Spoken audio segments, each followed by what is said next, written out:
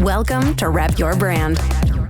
Hello, and welcome to another episode of Rep Your Brand, a podcast for B2B marketers who are looking to build their careers through a strong personal brand. I'm Nick Bennett. This podcast is brought to you by my friends at Motion. They're a done-for-you podcasting service for scrappy marketing teams in B2B tech. They're two of the nicest guys around, and the work that they do is truly world-class, and you can find them at motionagency.io. And today, I'm super pumped because this is an interesting one for us. We've got Pete Lorenco. So Pete is newly appointed VP of Marketing at Alyce. We happen to know each other. We happen to work each other. He's my boss. He makes me do things that I don't want to do. But honestly, he's someone that I've learned a lot from over the time that I've known him. And we met in Pavilion, and we run in a lot of the same circles. We both also happen to love fantasy sports. So Pete, I am absolutely pumped to have you today. Thank you for joining me. No, that's fine. I remember when you and I were joking about doing this, and I was like, I don't know. I feel like I have the smallest personal brand of any person that you've had on this to date. But no, thrilled to be here. Thank you for giving me opportunity to share this space with you and the audience. Yeah, for sure. So why don't we start here, because I feel like you bring up a good point, and you think that you don't have a big personal brand, social presence, whatever you want to call it. I think your issue is lack of consistency, but that's just me. So why don't we go down a little bit for the people that don't know you, which you give yourself some credit. People definitely know who you are, but just give people like a 30,000 like high level view of like who Pete is. What are you passionate about? What do what's your marketing background? Yeah. So as Nick, you so generously shared, recently I joined Alyce roughly 4 months ago, originally leading demand gen, to work with Nick and MK, who is our awesome leader. And I think MK was featured on one of these earlier. MK got an awesome opportunity and moved on, and I have since taken over that role. And I'm, again, extremely grateful to Alyce and to MK and others that helped put me in this situation.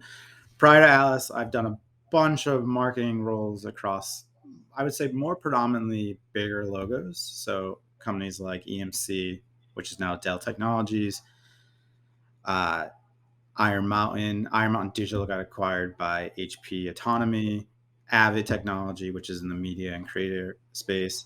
So a bunch of more like publicly traded enterprise. And Nick, as you know, one of the things that attracted me to Alyce, besides what I thought was a team that was doing great marketing and a really well recognizable brand, was I am definitely more experienced working in larger companies. So I was looking for that opportunity to kind of get more into the startup world, more ingrained into that type of culture, that type of work approach, and all the different things that separate enterprise from startups. That, first and foremost, that's a little bit about me.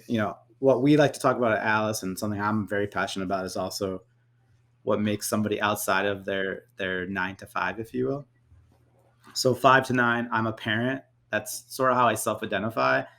Dad of 2, a 4-year-old son and a 2-year-old daughter. They are my absolute joys in life. Everything I do these days is for them, as you know, Nick. You're introduced to them rather often in calls. But besides that, I live in Charleston, South Carolina, originally from Boston. Charleston is like living in a vacation paradise for me every day. I absolutely love it. We're 5 minutes from the beach, 5 minutes from downtown. I'm big into food. I grew up in the restaurant world with my parents, working in the kitchen. Pretty much every job in a restaurant, from bussing tables to waiting tables to washing dishes to being a prep cook and then an actual cook. So the food industry, restaurants in general, food, that's a huge part of my life as well. And Charleston has an amazing food scene. And I would strongly recommend, actually, as a side note, anyone that loves food and is in the Charleston area, like, amazing food selections and options. And then really last but not least, Nick, you hit on it. Fantasy sports is like my other side hobby. It's that really interesting mix of, if you've been an athlete or you love sports, with the data and the analytics, and it really just gives another meaning behind, like, some people like to bet on sports and things like that. Fantasy sports is similar in a sense, but what you're betting on is the people, the players and the team that you built. And it gives you just another incentive to watch teams, for me, that are not Boston based sports teams. I love it. I love it. That was a fantastic overview. And so let's get into it because I have some questions for you about life. And so I think I want to kind of go down what does personal branding mean for you? Because you and I have talked about this plenty of Yeah. times offline, and like your view is interesting for sure. Yeah. So I'd say first and foremost for me, the way I think about personal branding is ultimately it's an element of your reputation. I believe in the context that most of us these days are using it, particularly on social platforms, is the idea of your digital presence. Um, I am 100%, Nick, as you know, in favor and believe that we all have a digital presence, whether we want to admit it, acknowledge it, or like it or not.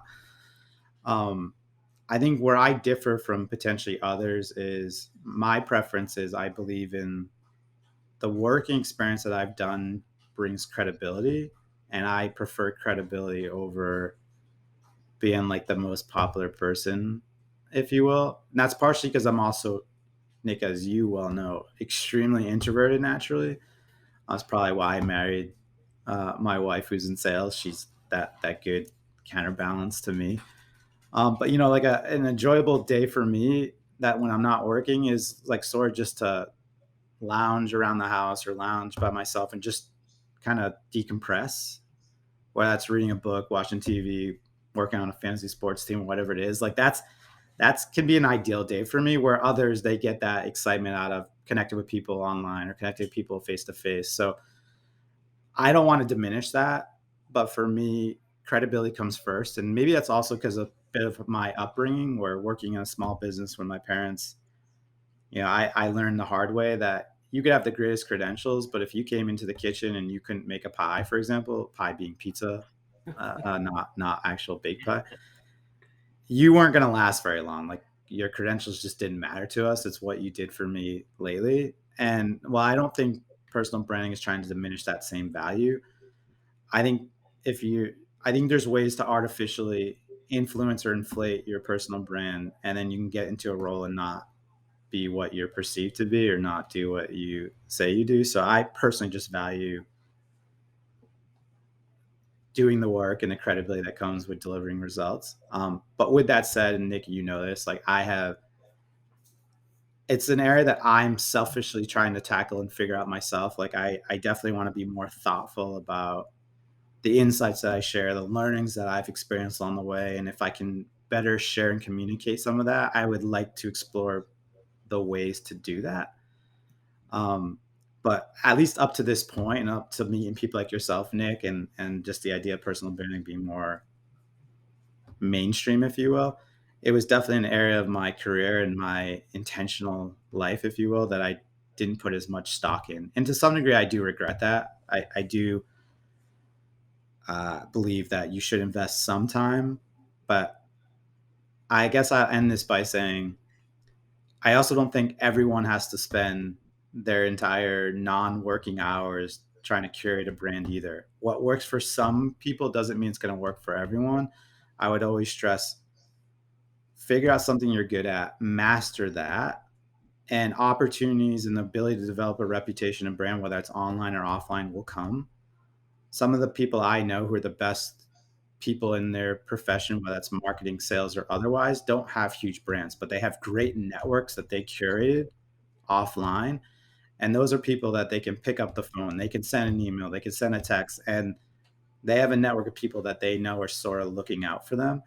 And truthfully, Nick, in summary, I guess if I would say, that's sort of what I have always tried to curate. And I'm not sure I'm doing the best job of that personally, but um, I prefer to have like people I know I can go to in any situation, including potentially trying to find a job or whatever it is, and I believe they have my back. Kind of like you think about friendship versus like a huge brand where I might have 50,000 people that follow me, but I might know 1% of them. So it's just, I have a slightly different view of it, but I have nothing but respect. And I think what often goes overlooked in this is the amount of work that goes into like what you and others have done to build pretty incredible audiences and reach. So Yeah, no, I appreciate it for sure. And so I wanted to kind of, being a marketing leader like yourself, I'm always curious on this piece. Like, and you kind of hit on it a little bit, but when hiring people, does an audience play a piece, especially say, let's just use Martech, for example. Does an audience play a piece into hiring for roles based on people's networks? historically for me, no. Credibility, as you heard me say earlier, credibility for me is everything. So the ability for me to pick up the phone and call somebody that you've worked with, or to reach out to somebody maybe that's in a shared network and they say like, hey, Nick's a fantastic field marketer. Like, it doesn't mean I want to diminish the work that that person might have done building a blog or podcast, etc. But if that's not the role I'm hiring them for, I don't put as much, historically at least, I didn't put as much preference into that. I would say more recently, when I come across cans now that have side hobbies or built audiences, and especially in marketing where audience building and capturing attention and stuff is really at the end of the day one of the ultimate goals to help drive pipeline revenue, I've definitely had a new change of perception around it. So I definitely put more value on it today than I did, but that's an evolving mindset and thought process that truthfully, even for myself, as I shared, I didn't put as much stock on it in my own career and reputation development. So Yeah, no, it's helpful because I feel like it's definitely, it depends on the industry, all of those things. But I feel like, what you can't rely on is someone coming into a role and like, you know, hey, you're connected to 30, 40,000 people. Why aren't you, bringing like all these leads in and whatnot? It's like, it's such a hard thing to track. And I feel like that's another whole piece. It's like, I don't want to go down the attribution path, but like, how do you deliver ROI from a personal branding standpoint for like a company? Like, what are your thoughts on like, we work together. Take something like, me, or you could even take like Chris Walker and the team over at Refine Labs. Like, how do you measure someone's impact from an audience that they build and directly tie it to revenue when it's not always that easy? yeah, so I have a few different thoughts on this. One, I don't give two blanks if I can track and measure everything or if I can't, Yep. as you know. In the event that you are trying to articulate that value, I mean, one thing that we recently did at Alyce, as you know, Nick, is when we were promoting Universe, which is, it's not like it's just our event to try to educate and provide better ways to drive momentum and create moments in marketing as opposed to like selling Alyce, if you will. But Nick, if you remember, like when we were doing some organic sharing and posting across the company, we were using UTM codes in the back to track like, all right, Nick's reach enabled us to get 10 registrants. Pete's got 6. And I think one of the interesting takeaways for me in that experience or that journey was like, well, people like yourself, Nick, with bigger followings and audience obviously drove the largest volume. Someone like myself who frankly has a far smaller audience than you, as you remember, like my conversion rate of traffic to our universe page Hmm. was the highest, I think, of the entire team, if I'm not mistaken.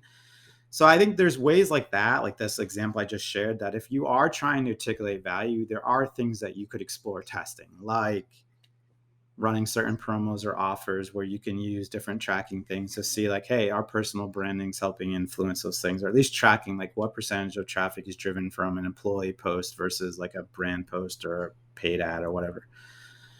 But honestly, Nick, as you know, like I don't care about that stuff. I want to hire the best person first and foremost. That's what I care about. I value credibility and what people bring to a role first and foremost. I think personal brands are a value add. Now, with all that said, in today's day and age, we all care more about people and we all respond to people over branded pages and things of that nature. So I think it's a bonus to have someone like yourself or others that we've had, and we've had the good fortune of having on the Alyce team that have really large audiences and can help basically provide way more impressions and way more views on things than like a paid impression sometimes can. And I guess that's the last thing I would say is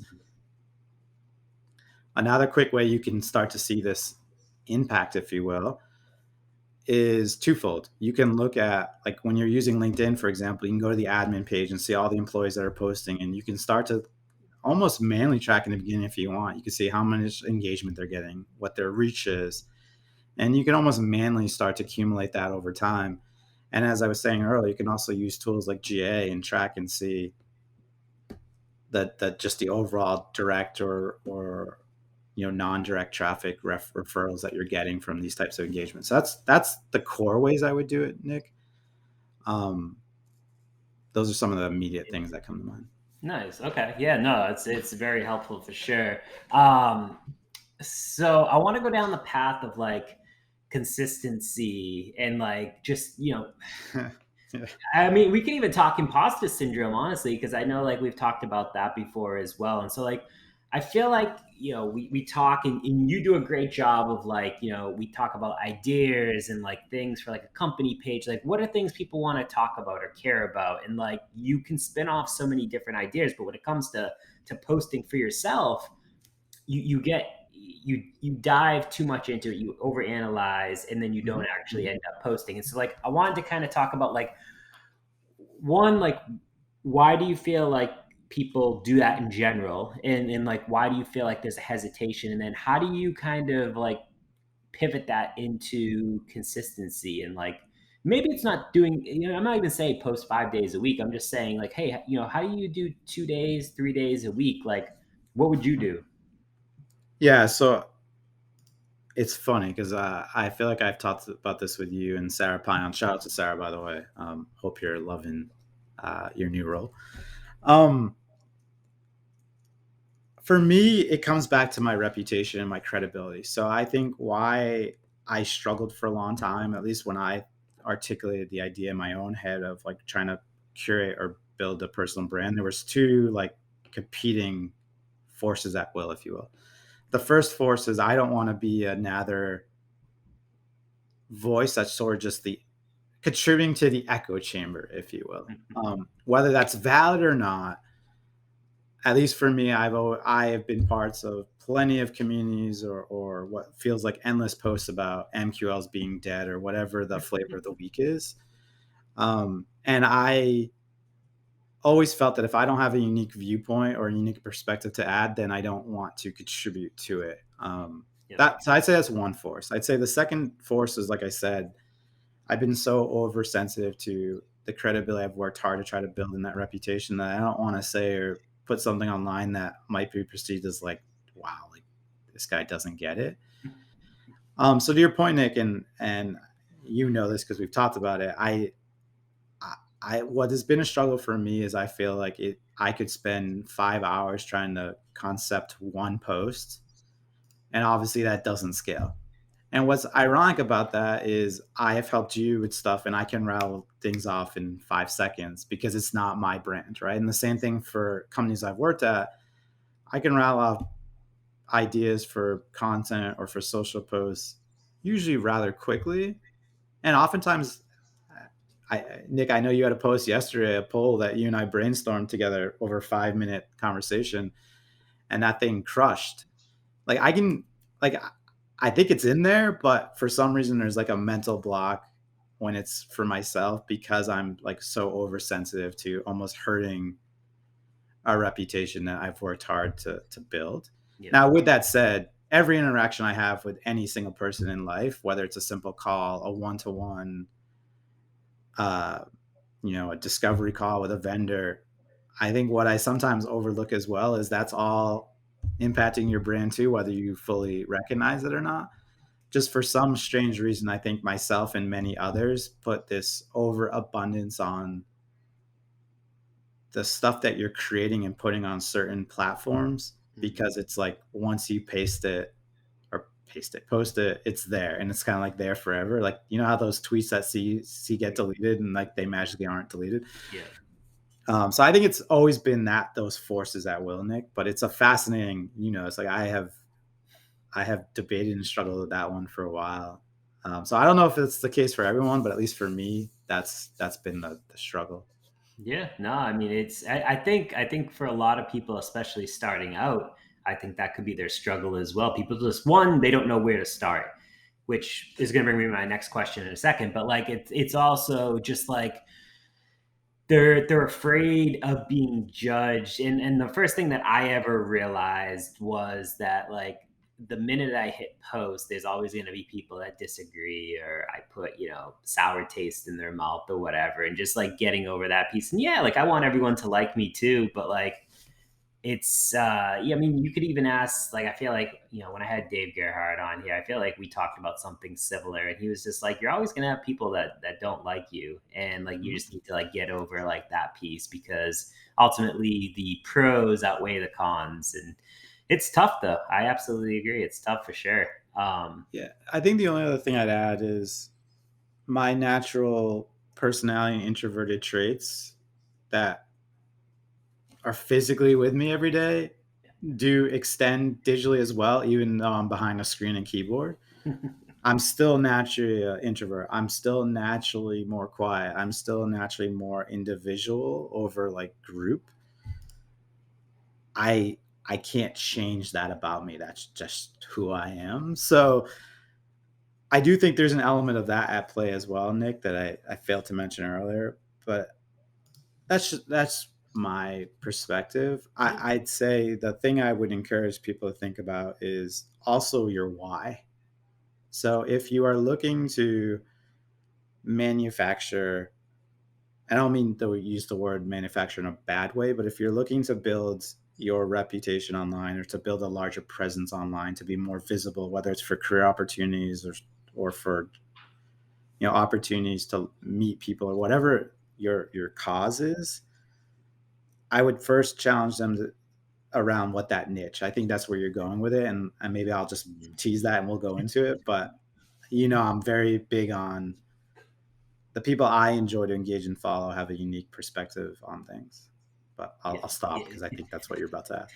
Yeah, but it's also funny because like I'm gonna call you up because I feel like I pronounce it niche and you pronounce it like niche, and so like it's funny because I always see like random stuff like what's the correct way to pronounce it? I never know, but let's go down that path because for me, as you know, I took like the field marketing route because there's 750 million users on LinkedIn, and how many people talk about Mhm. field marketing? Granted, I don't talk about it solely like the only topic anymore, but like for the first 6 to 7 months, it's all I talked about. Every podcast I did, it was about field marketing. And so like I was the only one. And there's still, I mean, there's I've encouraged more field marketers to start to like post content. They don't talk about specifically field marketing, but like it's good to see other field marketers show up and talk about things and start to like do their own type of thing, which is nice. But like like do you think it's important to double down on something?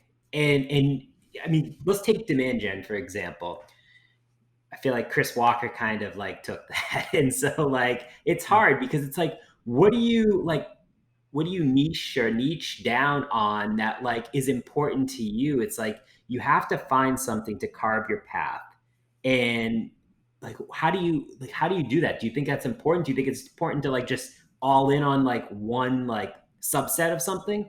Or do you think you should stay broad? Yeah. So I have two views on this, as I feel like this is where I am currently at in my own brand evolution is trying to determine like what do I think the right approach here is. My view is you could take one of two strategies. I think they have likely to have different impacts, but in terms of niche, by the way, I grew up with a speech impediment and I still suffer from it at times. So I will mispronounce words. I probably already have on this 100 times. So apologies if that upsets anyone. But um, that approach of using a niche, I think why that's so effective is no different than when I'm sitting on my couch at night and I'm trying to decompress and I want to watch a Netflix show or catch up on the latest Yellowstone episode or whatever it might be.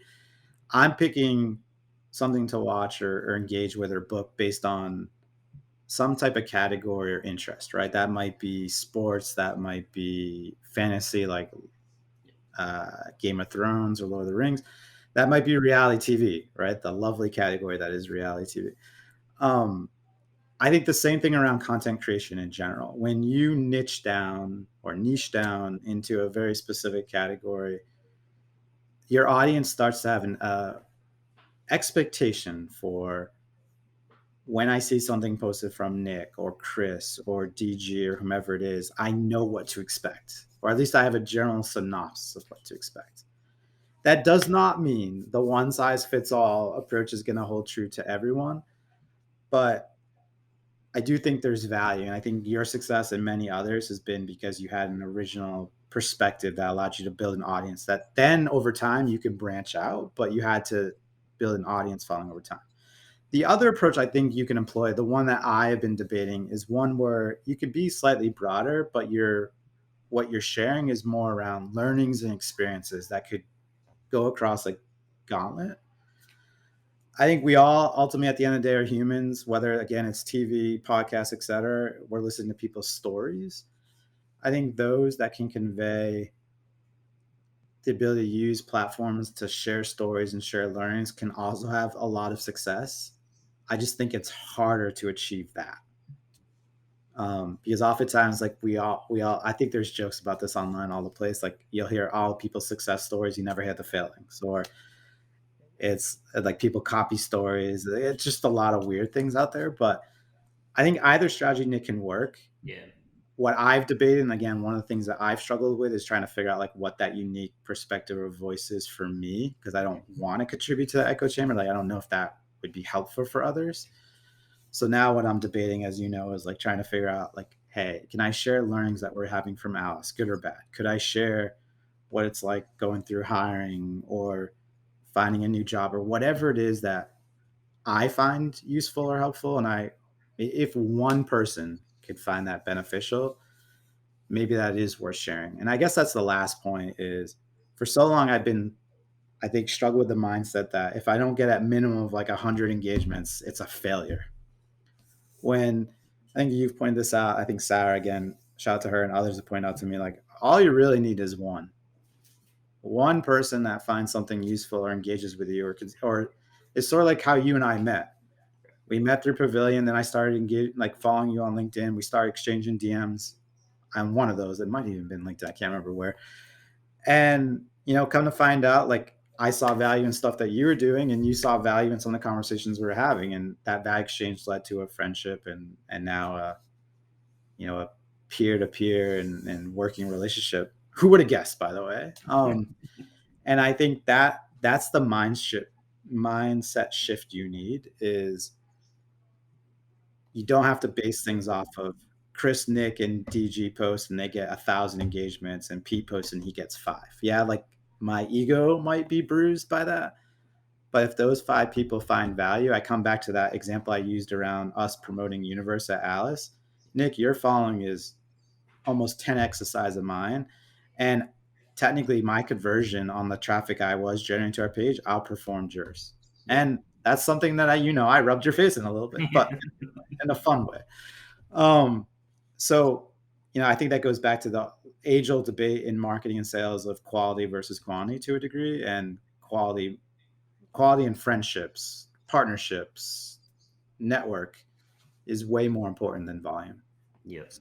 Yeah, 100% agree with you for sure. So I know we're coming up on time, so I got kind of 2 final questions for you.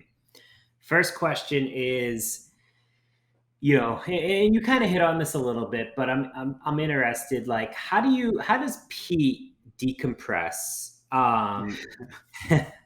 But also, like, how do you keep your mind sharp? Like, what do you like? Do you read books? Do you listen to podcasts? Do you scroll LinkedIn endlessly? Like, what do you do to like help better understand, like to be a better marketer? Yeah. So the best way that I learn is by doing. By far and large, I'm probably one of those weird people that I like to just find spare time and experiment with placing an ad in LinkedIn or whatever it might be and learning. That's the best way for me personally to learn. I seek inspiration through a combination of podcasts. I'd say my favorite one right now, not to shout out individual people, but shout out to Chris and his team. Their content definitely resonates pretty well with me, and I've been an active participant on a lot of their stuff. In terms of reading, I do have a bunch of marketing books. I skim. I look for like one or two points of inspiration, then I kind of put it down, and then I try to go back to things as needed. But I tend to get more inspiration from things that are not marketing and work related, whether that's through like my parents' businesses, whether that's through my kids' TV. I just try to seek and keep the mind sharp by just engaging with things that are not work related, because I found for a long time, and I think this is also one of the reasons that social wasn't as big of a play for me for a long time, is I would I would sign on to Twitter, LinkedIn, or whatever platform it is, and before you know it, 3 hours passed, and it was like doom scrolling kind of thing. And I'm gonna go vulnerable for a quick second. Nick, you know this, but for a long time, despite whatever success that you might deem based on my current position and title and role in my career, I would look around others on platforms like social platforms, et cetera, and feel like a failure because I didn't have the reach, Nick, that you have, or the audience that some of these people have. And that, especially in the last year plus that we've all lived through with the pandemic, that was a mental difficult place to be.